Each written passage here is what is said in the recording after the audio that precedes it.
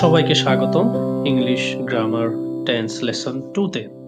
আজকে আমরা টেন্সের ৩ টা প্রকারের প্রথম যেটা প্রেজেন্ট টেন্স, সেই প্রেজেন্ট টেন্সের যে ৪ টা শ্রেণীবিভাগ সেগুলো নিয়ে আমরা আলোচনা করব। আমরা গত ক্লাসে বলেছিলাম যে প্রত্যেকটা ৩ টা শ্রেণীবিভাগের আলাদা করে আবার ৪ টা শ্রেণীবিভাগ রয়েছে।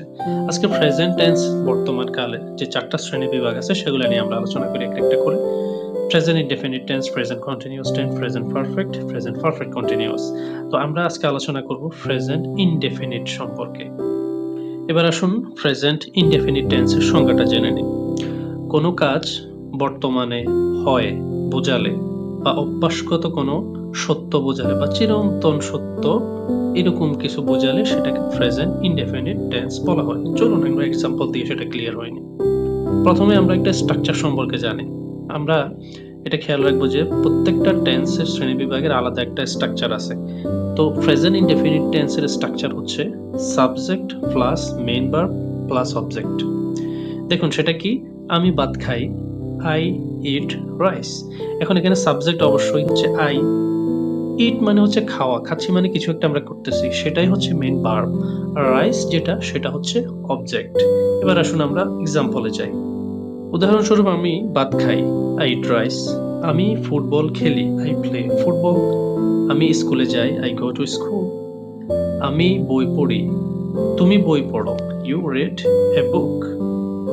প্রত্যেকটা টেন্সের আমি একটা ছোট করে নোট রাখছি। এই নোটটা খুবই ইম্পর্টেন্ট, সেটা একটু খেয়াল করুন। সাবজেক্ট যখন থার্ড পারসন সিঙ্গুলার নাম্বার হবে, থার্ড পারসন সিঙ্গুলার নাম্বার কি? সেটা হচ্ছে হি, শি, ইট। এই ৩ টা যদি সাবজেক্ট হয় তাহলে কোনো ব্যক্তি, বস্তুর, জায়গা বা প্রাণীও নাম বোঝালে ভার্বের শেষে এস বা ইএস যোগ হয়। চলুন আমরা একটা এক্সাম্পল দেখে নিই।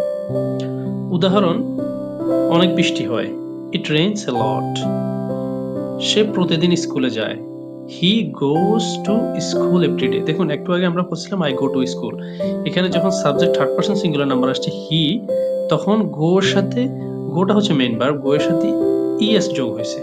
এটাই হচ্ছে আমরা নোটের জন্য বলছিলাম, নোট রাখার জন্য। সে প্রতিদিন স্কুলে যায়, he go to school, he goes to school everyday.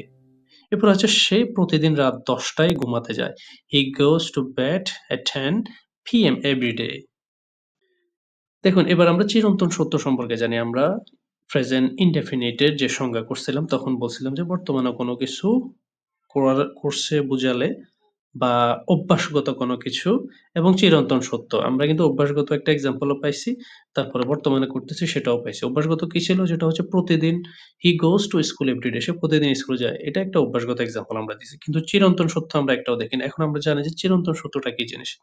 যেমন সূর্য পূর্ব দিক থেকে উদিত হয়। The sun rises in the east. এই যে পূর্ব দিক থেকে উদিত হয় এটা কিন্তু একটা চিরন্তন একটা সত্য।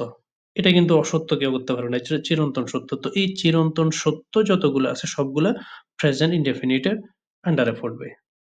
তো ঠিক আছে, আজকের মতো এখানে বিদায় নিচ্ছি। পরবর্তীতে আমরা প্রেজেন্ট কন্টিনিউয়াস টেন্স নিয়ে আলোচনা করব।